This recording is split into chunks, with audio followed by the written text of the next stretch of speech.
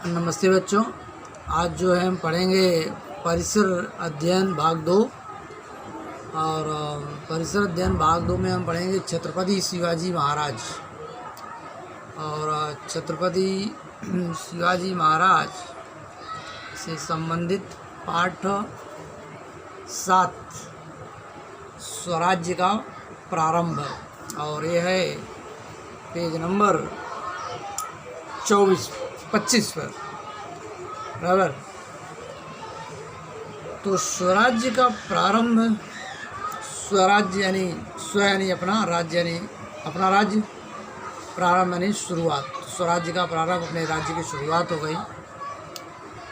इसके पहले वाले पार्ट में आप लोगों ने पढ़ा था स्वराज्य स्थापना की प्रतिज्ञा, बराबर, वीडियो में। तो स्वराज्य स्थापना की प्रतिज्ञा में मैंने आपको बताया था कि शिवाजी महाराज और उनके मावल साथियों, जो मावले साथी थे, उन सबको लेकर के वे पुणे से दक्षिण पश्चिम रायरेश्वर के जंगल में, जहाँ भगवान शंकर का मंदिर था, वहाँ पर शिवाजी महाराज ने अपने साथियों की बात, अपने मन की बात बताई थी। और उनके बाल साथी जो थे, उनके इस मन की बात से काफ़ी अभिभूत थे, काफ़ी प्रेरित थे, और वे लोग शिवाजी महाराज के लिए अपना सर्वस्व अर्पण करने के लिए तैयार थे। और इसीलिए वहाँ शिवाजी महाराज ने जो है रायरेश्वर के मंदिर में भगवान शिव शंकर को साक्षी मान करके स्वराज्य स्थापना की प्रतिज्ञा लिया। और उस दिन से वे लोग स्वराज्य स्थापना के कार्य में जुट गए। रोज़ का उनका काम था घुड़सवारी, तलवार चलाना, गुप्त रास्तों का पता लगाना, मार्गों का, सुरंगों का, ये सब उनका दिन का काम था। अब जो है स्वराज्य का प्रारंभ शुरू हो गया, बराबर।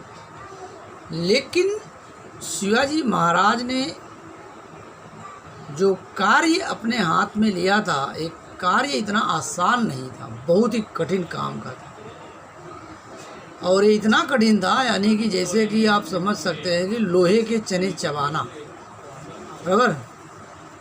तो आप लोगों को ये चना पता होगा तो आपको मालूम होगा कि चना कितना कठोर होता है, और ऊपर से लोहे के चने चबाना तो और भी कठिन काम है। बहुत ही मुश्किल काम था शिवाजी महाराज का ये। लेकिन जैसा कि कहा जाता है, भगवान हमेशा उन्हीं की मदद करते हैं जो अपनी मदद खुद करते हैं।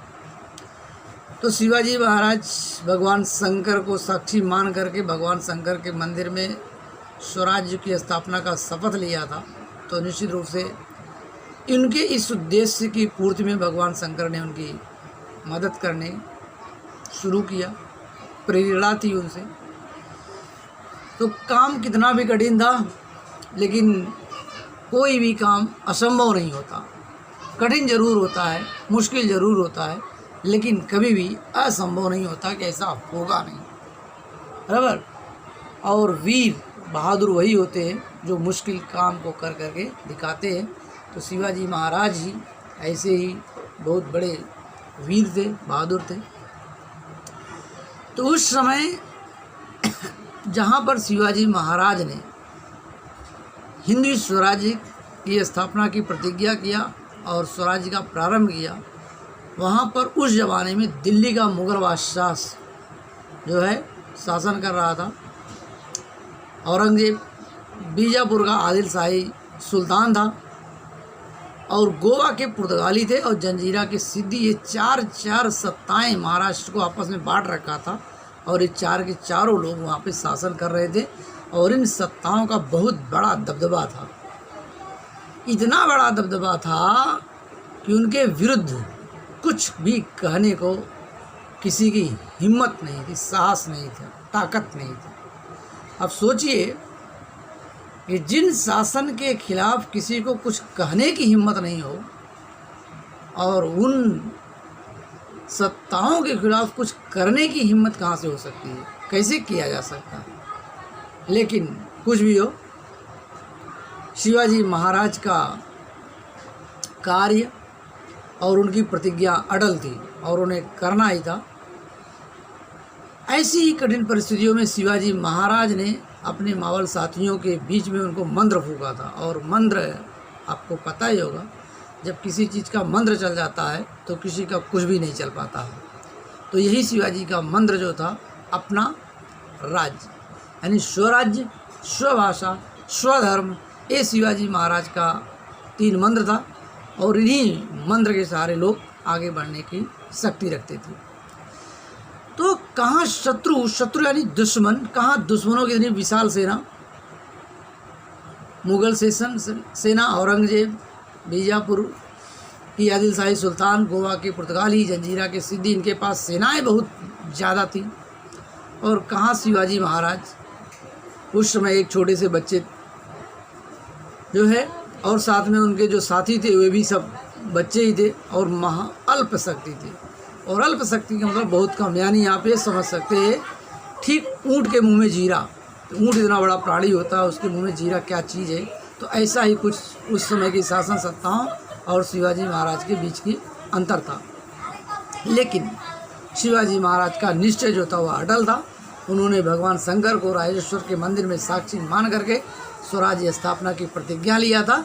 और उन्हें अब आगे बढ़ने से कोई रोक सकता नहीं था, क्योंकि उनके अनुष्ठान में यानी भगवान शंकर के सामने जो प्रतिज्ञा लिया था उसमें ही कुछ ऐसी शक्ति थी जिसे उन्हें हमेशा आगे बढ़ने को प्रेरित करती थी, प्रेरणा देती थी, आप आगे बढ़े। अब आता है तोरण का किला, बराबर। तो तोरण का किला आप यहाँ पर देख सकते हैं कि तोरण का किला है। तोरण का किला जो था, शिवाजी महाराज को जो बीजापुर के आदिल शाह से या कभी कभी अहमदनगर के निज़ाम से उनके दादा फिर पिताजी को जो जागीरें मिलती रहीं, और वही जागीरें अब इस समय शिवाजी महाराज के पास भी थी। उन जागीरों में जो भी थी शिवाजी महाराज के पास, पुणे, सुपे, चाकड़ और इंदापुर, इन 4 प्रांतों की जागीरदार मिली थी। और इसी जागीर के किले बीजापुर के दरबारी अधिकारियों के आधिपत्य में थे। तो बीजापुर के जो अधिकारी दरबारी थे उनके अंदर में था और उन्हीं में रह करके शिवाजी को कार्य करना था। लेकिन अब बात ये थी कि किलों के बिना स्वराज्य कैसा, क्योंकि उस समय ऐसी स्थिति थी कि जब तक आपके पास किले ना हो तब तक आपके पास राज्य का कोई मतलब ही नहीं था। और बिना किले का किसी भी राज्य पर शासन किया जा सकता नहीं था, क्योंकि किला जिसका राज्य उसका, है ना। ठीक वैसा ही जिसकी लाठी उसकी भैंस। तो किला जिसका हो उसी का राज्य हो, वही शासन कर सकता है। किला कई रूपों में महत्वपूर्ण था।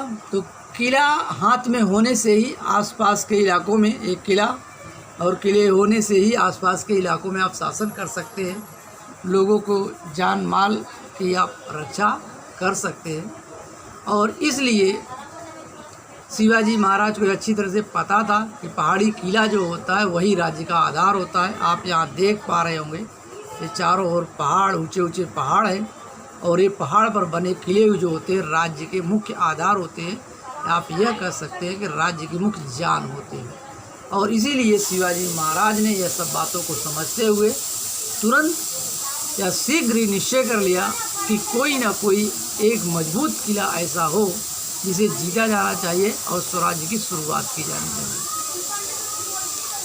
तो उस समय शिवाजी महाराज चूँकि पुणे रहते थे और पुणे के आसपास किलों, पहाड़ों, सुरंगों सबका निरीक्षण कर लिया था। उन किलों की जानकारी के आधार पर शिवाजी महाराज को तोरणा किला उसमें से सबसे आसान लगा। इस तोरणा किला को जीतना आसान भी है और साथ में यहाँ से जो है आसपास के प्रदेशों पर शासन किया जा सकता है। इसीलिए उन्होंने सबसे पहले स्वराज्य के प्रारंभ करने के लिए उन्होंने तोरणा किले को ही जीतने का निश्चय किया। अब ये तोरणा किला है कहाँ, बराबर। ये तोरणा किला जो था पुणे के दक्षिण पश्चिम दिशा में 64 किलोमीटर की दूरी पर कानद नामक घाटी, ये पहाड़ों के बीच के निचले स्थानों को घाटी बोलते हैं और उसी के पास में था। तो हम देखते हैं ये पुणे से कहाँ है। इस मानचित्र में आप देख पाएंगे, आपके पास किताबें होगी, पेज नंबर 63 पर यहाँ देखिए आपको लिखा हुआ है पुणे। ये छोटा सा बिंदु है पुणे, और पुणे के पास के जो शिवाजी महाराज को जागीरदारी मिली थी चाकड़, ये चाकड़ है, आप देख पा रहे होंगे। ये सूपे है और ये इंदापुर है। इसी 4 जगह की जागीरदारी शिवाजी महाराज को मिली थी। और शिवाजी महाराज ने पुणे से जो है दक्षिण पश्चिम, मानचित्र में नीचे की दिशा को दक्षिण बोलते हैं और बाएं दिशा को पश्चिम बोलते हैं। तो दक्षिण पश्चिम में दोनों के कोने में, तो दोनों के कोने में यहाँ आएंगे तो एक किले का चिन्ह है, और आप यहाँ देखेंगे यहाँ छोटा सा लिखा हुआ है तोरड़ा किला।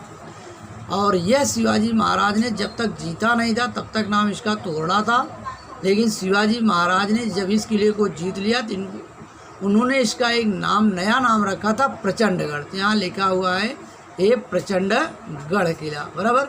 तो ये पुणे से 64 किलोमीटर की दूरी पर है, बराबर। तो 64 किलोमीटर आप अंदाज़ा लगा सकते हैं कि आप मुंबई रहते हैं तो आपको पता होगा चर्च गेट से लेकर के विरार से थोड़ा आगे तक इतनी दूरी पर है, 64 किलोमीटर की दूरी है। वहाँ पर था एक किला जिसे शिवाजी महाराज ने अपने स्वराज्य की शुरुआत करने के लिए सबसे पहले इसको चुना था। ओके, तो किलों में तोरड़ा किला जो था उस समय शिवाजी महाराज के आसपास जो भी था और अगल बगल महाराष्ट्र के प्रमुख किलों में से एक था। सबसे अधिक दुर्गम था, दुर्गम से मतलब बहुत ही कठिन। और तोरड़ा किले पर 2 भारी मचाने थी। तो मचाने क्या होती और उन दोनों मचान का नाम क्या था? एक का नाम था झुंझार और दूसरी का नाम था बुधला। मचान का अर्थ मतलब मचान का मतलब क्या है? मचान का मतलब है किले की चढ़ाई करने का स्वाभाविक दृष्टि से समतल भूभाग, अपने आप। स्वाभाविक मतलब होता है अपने आप से बना हुआ प्लेन भूभाग की 4 दीवारी, अपने आप ऐसी दीवारें बनी थी जिसमें कुछ करने की अधिक ज़रूरत नहीं थी। तो इसमें आप देख पाएंगे, तो देखिए जो यहाँ पे आपके किले है, ये जो है देखिए प्राकृतिक रूप से इस तरीके से बिल्कुल समतल और सीधी दीवारें ये बनी हुई है वहाँ पर, बराबर। इसके लिए ये था, इसको हम बोलते हैं मचान, बराबर। दूसरी जो थी वो क्या थी ये देखेंगे, झुंझार मचान। झुंझार मचान जैसा नाम अजीबोगरीब है उसी तरीके से वो ढलान भी उसकी जो थी वो भी जुझारू और लड़ाकू है। किले से नीचे उतरने के लिए एक ही मार्ग, एक ही रास्ता, और वह मार्ग झुंझार मचान है, बराबर। तो किले से नीचे उतरना है तो आपको सिर्फ एक ही रास्ता है किला ऊपर जाने के लिए, और किले से उतरने के लिए सिर्फ एक ही रास्ता था और कोई उसका दूसरा रास्ता नहीं था। लेकिन जैसा कि पहले ही बताया गया है कि नाम की तरह वह खतरनाक, लेकिन यह रास्ता बड़ा ही कठिन था। मार्ग पर चलते समय यदि कोई व्यक्ति जो वहाँ पे उतर रहा हो या जा रहा हो, यदि किसी का किसी तरह से संतुलन बिगड़ जाए, कुछ भी ठोकर लग जाए, कुछ भी हो जाए, तो वह सीधा नीचे घाटी में गिर जाता था। उसके पास कोई मौका संभालने का नहीं होता था, उसका शरीर जरूर नीचे घाटी पे गिरता, और जब तक वह घाटी में गिर जा, उसका शरीर तो घाटी में गिरता लेकिन उसकी आत्मा आसमान में पहुंच जाती, स्वर्ग में। इतनी खतरनाक थी। और तोरड़ा किला की गणना गिनती उस समय महाराष्ट्र के सबसे मजबूत किलों में की जाती थी, बराबर। किले पर एक और विशेषता थी, वह विशेषता ये थी कि किले में माँ तोरणजाई देवी का मंदिर है, अभी भी है, अभी भी ये किला भी है, और इसी से इस किले का नाम तोरड़ा पड़ा था। और ऐसा भव्य किला, सुंदर किला, मजबूत किला, लेकिन आदिल शाह जो बीजापुर का सुल्तान था, आदिल शाह का इस किले की ओर कोई ध्यान नहीं था। और किले की रखवाली के लिए न तो पर्याप्त पहरेदार थे, वॉचमैन, पहरेदार यानी वॉचमैन, और न ही उसकी सुरक्षा के लिए लड़ाई में काम आने वाला गोला बारूद था। यदि कोई आक्रमण कर दिया तो गोला बारूद से लड़के उसे बचाया जा सके। और यह सब बातें शिवाजी महाराज ने देख लिया था, क्योंकि स्वराज्य शपथ के बाद जो उनकी दिनचर्या थी उनमें यही तो सब पता लगाना था। और वे भी ठीक ऐसी मौके की तलाश में थे, यही चाहते थे, और उन्होंने तोरड़ा किला को जीत करके ही स्वराज्य का तोरण बांधने का निश्चय किया। तोरण मतलब होता है, आपको जब भी दशहरा वगैरह आता है तो देखिए उस दिन अपने दरवाजे पर एक तोरण बांधा जाता है। तो यानी ऐसे ही किले को जीत करके शिवाजी महाराज जो है तोरण बांधने का निश्चय किया, अपने किले की शुरुआत करने का निश्चय किया। अब क्या हुआ, यहाँ देखेंगे। फिर स्वराज्य का डंका बजा। डंका मतलब होता है किसी की शुरुआत करना, दम दम दम। तो शिवाजी महाराज के पास जो भी अपने मावले सैनिक थे, मावले साथी थे, मावले दोस्त थे, उनको दल कुछ लोगों को चुना। सारे लोगों को एक साथ ले जाना उचित नहीं होता। उनमें से कुछ बहादुर लोगों को चुना और शिवाजी महाराज फिर उस घाटी में, जो पर्वत है, उस पर्वत कानद नामक घाटी में उतर गए। और सभी मावले तो पहले से ही सिंह जैसी साहस रखने वाले थे। भले ही वो रोटी चटनी खाते थे, लेकिन बहादुर तो बहुत ही अधिक थे। और चूँकि वो सबको, उनको जंगली जानवरों की तरह आवाज़ निकालना, उनकी गतिविधियों की तरह रहना, ये सब उनकी आदत में शुमार था, कुछ अलग नई बात नहीं थी। और वो हिरन की गति के साथ, धरती पर सबसे तेज दौड़ने वाले प्राणियों में एक है हिरन, और उसी हिरन की गति के साथ वे सब के सब तोरड़ा किले पर चढ़ गए। और फिर मावलों ने बिना ज़्यादा विरोध के, क्योंकि वहाँ पहले ही बता दिया कि कुछ किले पर ज़्यादा ना तो पहरेदार थे और न ही वहाँ लड़ने के लिए गोला बारूद था, इसलिए मावलों ने बड़ी जल्द शीघ्र ही हर मुख्य स्थानों पर अपना अधिकार कर लिया। शिवाजी के एक दोस्तों में से एक तानाजी मालूसरे वीर ने वहाँ मराठों का झंडा खड़ा किया, क्योंकि झंडा तो जो होता है अपने देश राज्य की आन शान होती है। और उन्होंने मराठों का झंडा रोप दिया, नहीं खड़ा किया। और ऐसा जी कंग, उन्होंने शिवाजी महाराज का विश्वसनीय और निष्ठावान सहयोगी वो भी थे, और उन्होंने चौकी पर पहरा बिठा दिया, यानी अब ये कब्जा हमारा है और यहाँ अब कोई दूसरा आ नहीं सकता। और किला कब्जा में आ गया और सबने शिवाजी महाराज की जय जयकार किया। शिवाजी महाराज को बधाइयाँ मिली और उसमें शिवाजी महाराज को हिंदवी स्वराज का हर्ष वाद्य बजने लगा। हर्ष वाद्य मतलब खुशी का बाजा, वाद्य बने बाजा। तो हिंदवी स्वराज का प्रारंभ हो चुका था और जीत भी मिल चुकी थी, और इसलिए खुशी के बाजे बजने लगे। नगाड़ो, तुरही, तुरही एक प्रकार का वाद्य होता है, बाजा होता है। सह्याद्री की घाटियों में गूंज उठी, आवाज़ आने लगी, और शिवाजी महाराज ने इस किले का नाम बदल करके रखा प्रचंडगढ़। हमने अभी आपको मानचित्र में दिखाया कि उसका नाम तोरण था। शिवाजी महाराज ने जैसे ही इसको जीता उसका नाम रखा प्रचंडगढ़। ओके, अब प्रचंडगढ़ में मैंने भले बताया आपको कि उसमें तोरणजाई नाम की एक देवी थी, और उन्हीं देवी भवानी माता का शिवाजी महाराज को मिला आशीर्वाद, बराबर। यानी एक ढंग से समझ सकते हैं देवी, माँ देवी की तरफ से उनको जो है आशीर्वाद के रूप में क्या मिला। अब तोरड़ा किले को शिवाजी महाराज ने चूँकि जीत लिए थे, तो जाहिर सी बात है कि किले को अपने ढंग से बनाना था, क्योंकि अब हमको वहाँ शासन करना था। इसलिए शिवाजी महाराज ने अपने ढंग से उन्हें किले का सूक्ष्म निरीक्षण किया, उसकी ठीक से देखभाल की। और किले पर मराठा किलेदार, जो मराठा होते हैं, सरदार होते हैं, तो उनको किले की रक्षा के लिए सबसे बड़ा अधिकारी रखा गया किलेदार। ब्राह्मण को सबनीस, प्रभु को कारखानीस, ऐसे अलग अलग आवश्यकता अनुसार अधिकारी रखे गए, उनको नियुक्त किया गया। और सेना में हर उस व्यक्ति को रखा गया जो सेना में लड़ने के योग्य हो। मावले, कोली, रामोशी, महार, इन सभी जातियों के, जनजातियों के सूरवीर जो बहादुर थे, जो अपने राज्य की आन बान शान के लिए लड़ने को, मरने को, शहीद होने को तैयार थे। स्वराज्य की सेना में जाति भेद, जाति के नाम पर कोई किसी प्रकार का भेदभाव, वर्ण भेद, रंग के नाम पर किसी प्रकार का कोई भेदभाव नहीं था। शिवाजी का सिर्फ एक ही सूत्र था कि जो जिस काम के योग्य हो उसे उस काम को दिया जाए, उसे उस काम के लिए नियुक्त किया जाए। किले की मरम्मत शुरू हो गई। मरम्मत माने उसको रिपेयर करना, जहाँ कुछ गड़बड़ था उसे ठीक करना। और कितने आश्चर्य की बात थी कि काम शुरू ही हुआ था, जस्ट शुरुआत हुई थी कि किले में मुहरों से भरे 4 घड़े मिल गए। घड़े होते हैं मटके, मिट्टी के बने हुए बड़े बड़े बर्तन, कमोरे एक ढंग से आप बोल सकते हैं। तो 4 के चारों घड़े मुहरों से भरे थे। उस ज़माने में आजकल की तरह रुपए या नोट या सिक्के नहीं थे। उस समय लेन देन के लिए सोने चांदी की मुहर होती थी, वही 4 घड़ों में भर के मिल गया। और काम करने वाले इन घड़ों में पाए हुए मुहरों को देखकर बड़ी खुशी हुई और उनमें से हर व्यक्ति कहने लगा कि शिवाजी महाराज पर माँ देवी भवानी बहुत ही प्रसन्न हुई हैं और उन्होंने ही आशीर्वाद के रूप में शिवाजी महाराज को यह धन दिया है। बराबर।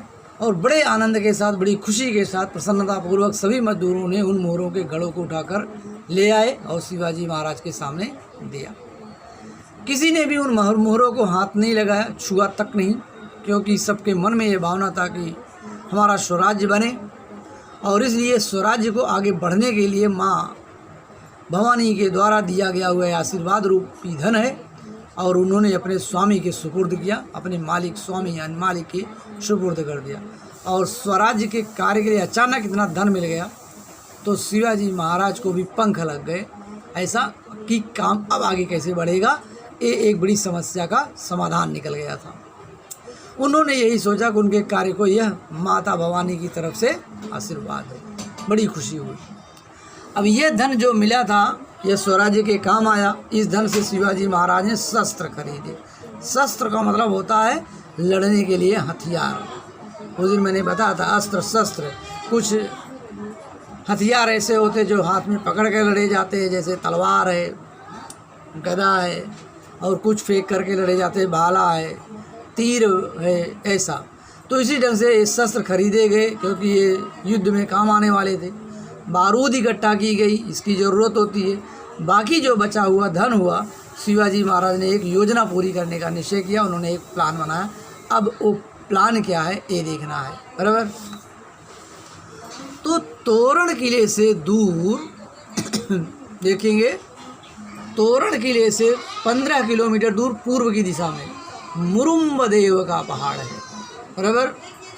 अब यह देख लेते हैं हम। अभी आप यहाँ देखेंगे तो ये पुणे और ये तोरण किला, और तोरण से पूरब इधर पश्चिम होता है और इधर दाहिनी ओर पूरब, यहाँ से ये पूरब है। बराबर। और ये मुरुम्बदेव का पहाड़, और ये मुरुम्बदेव के पहाड़ पर शिवाजी महाराज उस योजना की तरफ एक नया किला बनवाया और इसी किले का नाम रखा राजगढ़। और यह राजगढ़ जो थी शिवाजी महाराज की पहली राजधानी थी। बराबर। तो शिवाजी महाराज ने क्या किया, उस तोरण किले से 15 किलोमीटर की दूरी पर पूर्व दिशा में से जो मुरुम्बदेव का पहाड़ था जिसे हमने आपको दिखाया, शिवाजी महाराज ने उसे जांच परख कर रखा था। पहले से ही उन्होंने जांच परख लिया था कि शिवाजी महाराज ये जानते थे। और तोरणगढ़ किले के बाद इस किले के जीतने का उनको विचार था। वहाँ किला था, वो कैसा था ये देखिए। यह किला भी जहाँ था वहाँ का पहाड़ बहुत ऊंचा था और साथ में वहाँ जाने का रास्ता बड़ा मुश्किल भरा था, यानी दुर्गम था, लेकिन था स्थान अच्छा। और शिवाजी महाराज ने ऐसे किले को भी जीतने का निश्चय कर रखा था। और वहाँ आदिल शाह का क्या रोल था ये देखिए। आदिल शाह ने उस पहाड़ पर भी एक किला बनवाया था, लेकिन वो किला कैसा था, अधूरा। अधूरा यानी जो पूरा नहीं हो सका, अधूरा ही छोड़ दिया था। और इस किले पर भी चौकस पहरा कोई नहीं था। यहाँ भी ज़्यादा कुछ उसकी निगरानी करने वाले, देखभाल करने वाले नहीं थे। और शिवाजी महाराज ने निश्चय कर लिया, पक्का कर लिया कि स्वराज्य की राजधानी के लिए इस समय इस किले से बेहतर और कोई किला हो नहीं सकता। तो राजधानी जो होती है एक तरह से ऑफिस होती है जहाँ से सारा शासन चलाया जा सके। और शिवाजी महाराज ने अब जो है इस किले को अपने अधिकार में कर लेने का पक्का कर लिया। बराबर। तो स्वराज्य की पहली राजधानी, बस एक दिन फिर वही कहानी दोहराई गई और दोहराई जानी चाहिए भी। शिवाजी महाराज ने अपने चुने हुए दोस्तों, साथियों, मावलों को लेकर के इस किले पर चढ़ाई कर दिया और अपने अधिकार में कर लिया बिना कोई ज़्यादा प्रयास किए, क्योंकि किले पर रखवाली के लिए ज़्यादा कोई था भी नहीं। और तोरणा किले पर जो पाया हुआ धन था और जो अस्त्र शस्त्र खरीदने के बाद बच गया था, और वह सारा धन मुरुमदेव की मरम्मत में खर्च किया गया। और शिवाजी महाराज ने इस किले का नाम भी बदल के रखा राजगढ़। गढ़ पर यानी किले पर कारीगर जो काम करते पत्थर तरासे, लुहार जो लोहे के काम करते, भट्टी फूकी यानी चीज़ों को बनाने के लिए, बढ़ई जो लकड़ी का काम करते हैं, मिस्त्री जो दीवारों को बनाते हैं, मजदूर उनकी सहायता करने वाले, इस तरीके से भिस्ती हर तरह के लोग सब अपने अपने काम में जुट गए। और इस तरीके से जो है राजमहल बना, 12 महल बना, 18 कारखाने और सिंहासन हुआ। सिंहासन जो होता है सिंह की तरह बना हुआ आसन जिस पर राजा महाराजा बैठते हैं। और स्वराज्य की पहली राजधानी के रूप में इस तरह राजगढ़ शोभित हुआ। जो है राजगढ़ को शिवाजी महाराज की पहली राजधानी बनने का गौरव प्राप्त हुआ। बराबर। स्वराज्य का प्रसार। अब इस स्वराज्य को आगे बढ़ने से कोई रोक नहीं सकता, क्योंकि पहले ही बता दिया कि शिवाजी महाराज के पिताजी शहाजी राजे ने शिवाजी महाराज के लिए स्वतंत्र राजमुद्रा तैयार की और उस राजमुद्रा में जो लिखा था उसका मतलब यही था कि जिस दिन अमावस्या होती है उस दिन पूरी रात होती है, अंधेरी डरावनी काली रात। लेकिन उसके अगले दिन जो है थोड़ा सा चंद्रमा हल्का सा निकलता है, उजाला होता है।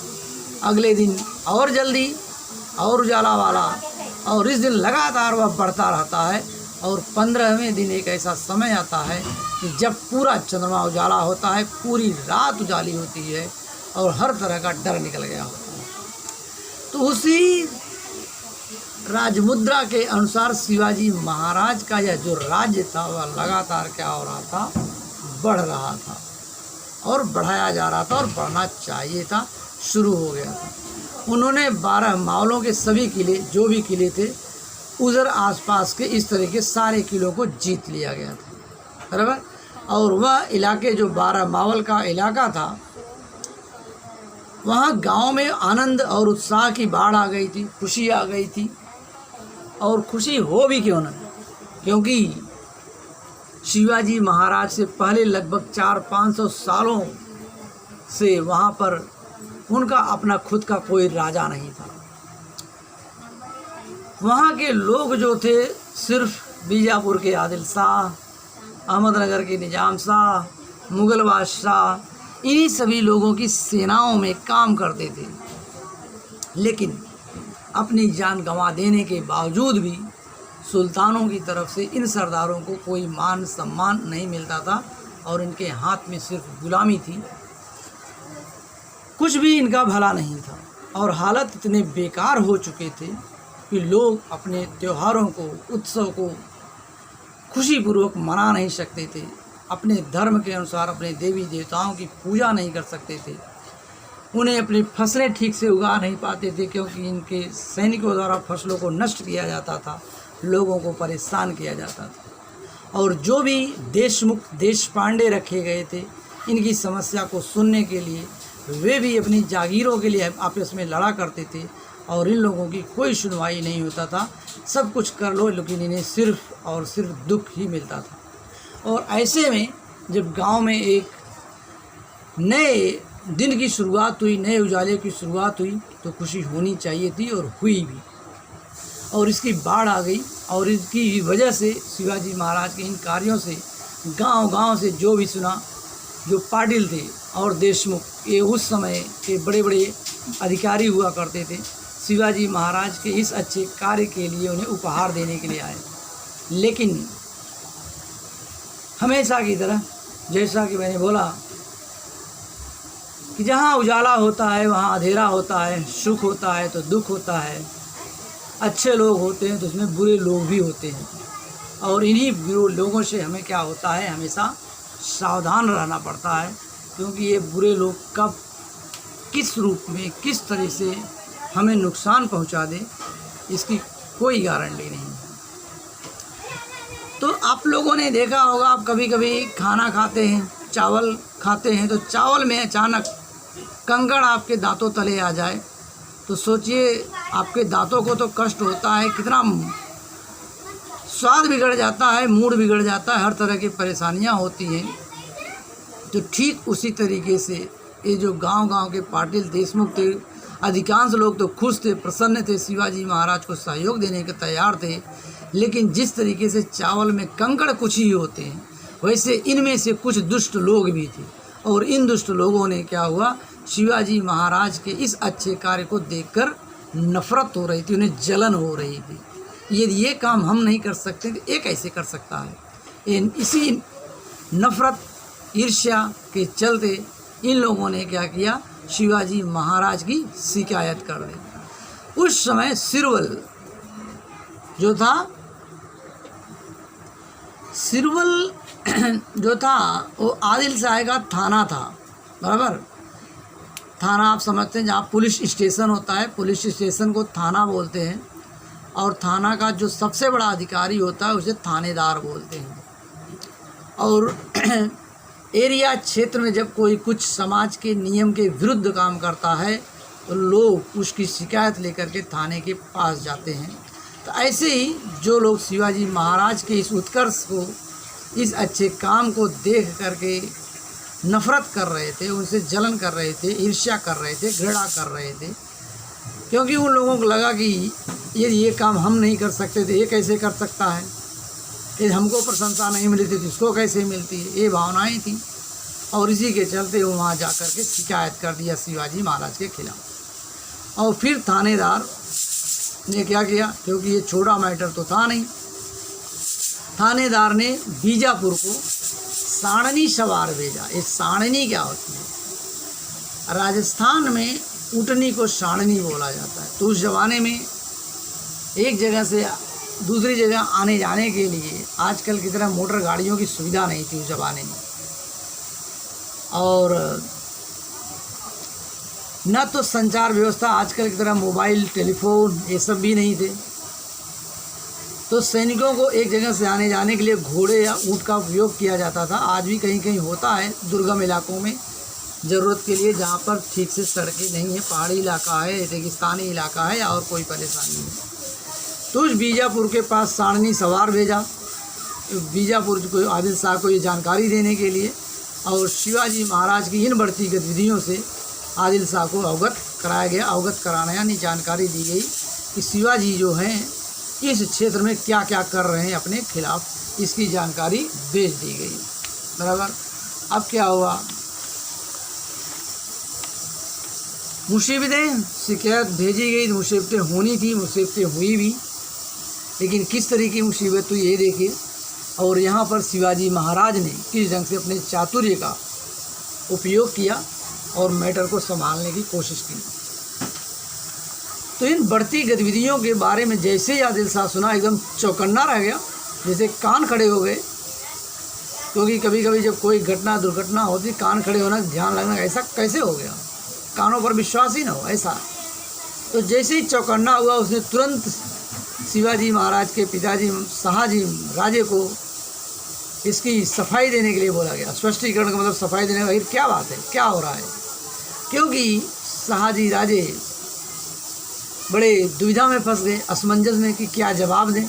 वजह थी कि शाहजी राजे जो थे बीजापुर के आदिल शाह की नौकरी कर रहे थे, उनके सरदार थे और इस समय कर्नाटक में थे। और उनका ही बेटा उसी जिस राजा के यहाँ वे सरदार की नौकरी कर रहे हैं, और उन्हीं का बेटा उस सुल्तान के खिलाफ उनके किले जीत रहा है। ये क्या स्थिति है, कुछ समझ में नहीं आया। लेकिन कैसे भी करके उन्होंने स्थिति को संभाला और आदिल शाह के पास, वहाँ से कर्नाटक से आदिल शाह के पास संदेश भेजा कि आपने उन्हें सूबे चाकड़ इंदापुर की जो जागीर दिया हुआ है उसकी बचाने के लिए अपने पास एक भी किला नहीं है। क्योंकि आप तो अच्छी तरह से जानते ही हैं कि बिना किला के राज्य कैसा। किला होता है तो राज्य के अगल बगल के प्रदेश पर शासन करना आसान होता है, और अपने पास एक भी किला नहीं है, शायद इसीलिए शिवाजी महाराज ने यह किला लिया होगा। ऐसा कह करके शाहजी राजे ने स्थिति को संभालने की कोशिश किया, बराबर। और इसके साथ साथ एक अच्छा काम और ये हुआ कि शिवाजी महाराज ने खुद भी आदिल शाह के पास अपना दूत भेजा। दूत यानी होता है उस ज़माने में जो संदेश को लेकर के जाए, उसे बोलते थे दूत। तो शिवाजी महाराज ने खुद भी अपना एक दूत बीजापुर के सुल्तान आदिल शाह के पास भेजा और साथ में यह उत्तर भिजवाया चतुराई से भरा हुआ कि जागीर का कामकाज ठीक से चले, बस इसीलिए हमने यह किला लिया है और इसमें आपका जो शासन है, जो राज्य है, वह और अच्छे से चले। तो इसमें तो आदिल शाह की ही भलाई है और बस इसमें मेरा और कोई उद्देश्य नहीं है। इस तरीके से शिवाजी महाराज के पिताजी राजा शाहजी राजे द्वारा दिया गया स्पष्टीकरण और खुद शिवाजी महाराज के द्वारा भेजे गए दूत के उत्तर में का समानता थी, कोई विरोधाभास नहीं था। इसलिए इन दोनों लोगों के उत्तरों से आदिल शाह संतुष्ट हो गया।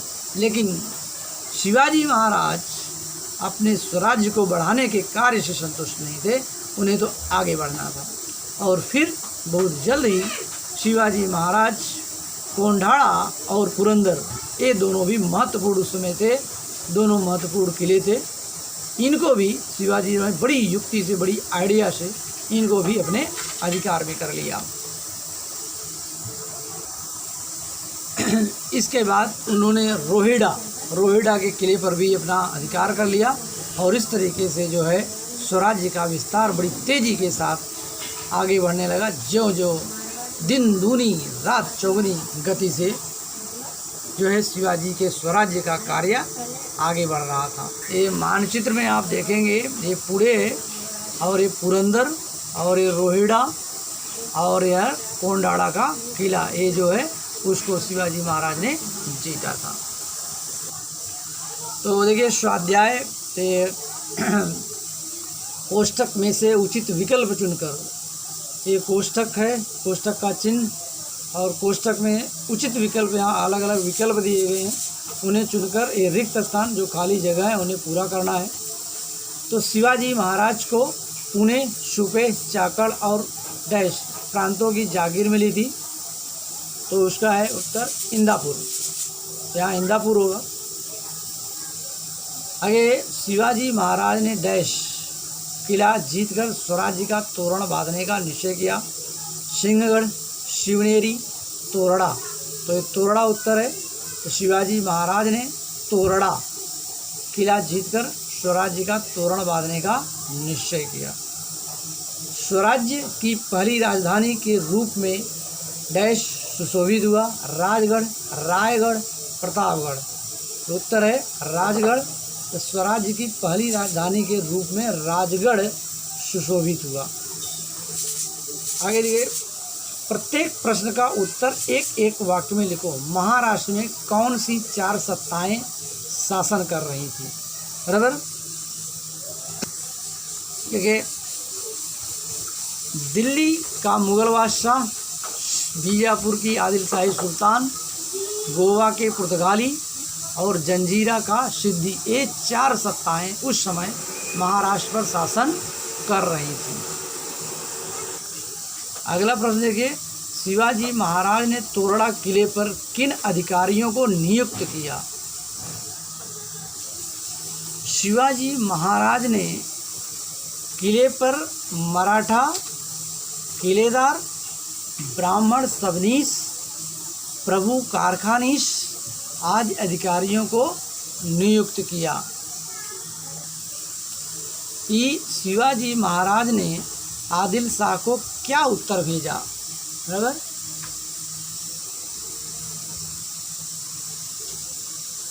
शिवाजी महाराज ने भी आदिल शाह के पास अपना दूध भेजा और उसके हाथों यह चतुराई भरा उत्तर भिजवाया, जागीर का कामकाज ठीक से चले, इसीलिए हमने यह किला लिया है।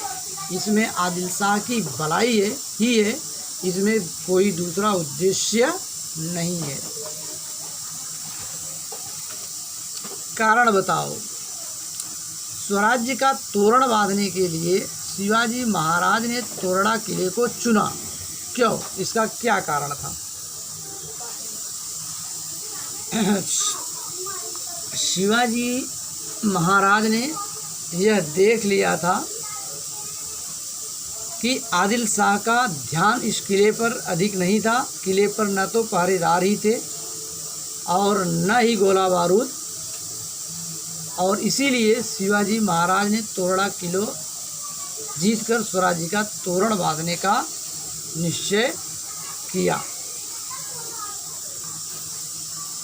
तोरड़ा किले में प्राप्त मोहरों के घड़े मजदूरों ने शिवाजी महाराज को लाकर दिए।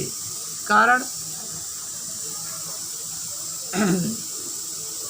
क्योंकि हर व्यक्ति कहने लगा कि शिवाजी महाराज पर देवी भवानी प्रसन्न हुई हैं, उन्होंने ही यह धन दिया हुआ है। इसीलिए बड़े आनंद के साथ मजदूरों ने मोहरों से भरे घड़े शिवाजी महाराज के सामने रख दिए और किसी ने भी मोहरों को हाथ नहीं लगाया। ओके, तो आगे शिक्षकों की सहायता से अपने परिसर आसपास में कहीं किला है तो वहाँ आप सैर यानी पिकनिक का आयोजन कीजिए। तो फिलहाल इस समय कोरोना चल रहा है, सारी पिकनिक वगैरह सब बंद है।